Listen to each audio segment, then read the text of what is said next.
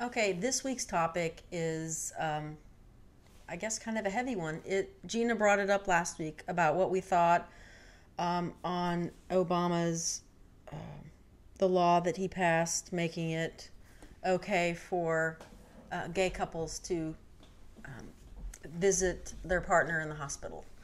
I guess I'm not offended by that. I don't think it's a slap in the face. I think that things move slowly in this country, and I think in a lot of countries, not just the U.S. But I think that if anything's going to happen, it's going to happen in baby steps. And so I see this as another step toward being equal. I do think that it is baby steps, and that's just how it's going to be, and that's how it's been with everything. I mean, if you look at slavery, that didn't end overnight, and the oppression of black people didn't end overnight. It took, a couple of 100 years from the time we were founded to the time they got equal rights to vote and that sort of thing. So, it was little things that led up. Of course, the end of slavery was huge, but still, after that, for them to get rights for anything, it took a while. And just people sort of changing their mindset to get things to where we are today. And I really think that is the same thing for the gay issue. I think the thing that we can do is just be normal people, and to let people see that we're just like them, really, and we're not any different. And who I choose to love and live with and be with doesn't really actually directly affect them in any way. All I can do is live a good life and let people see that I'm a good person individually. And I think, people do have a tendency to generalize. That's how stereotypes happen. That's how prejudice happens. They generalize and stereotype based on maybe a bad experience from a certain person. Then they just say, well, all those people are bad because this asshole was, an asshole.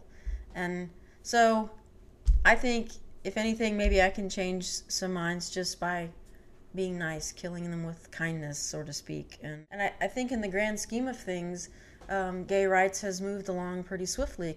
If you think about the timeline of when things really started, if you think of Stonewall and on, yeah, we don't have a lot still. That's true.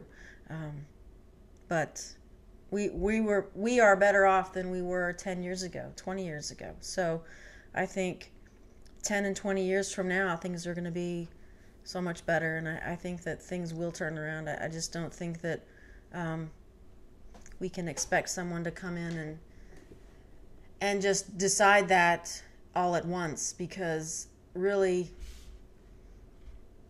as much as we want one person to come in and say, this is how it's going to be, everything is going to be hunky-dory, peachy keen,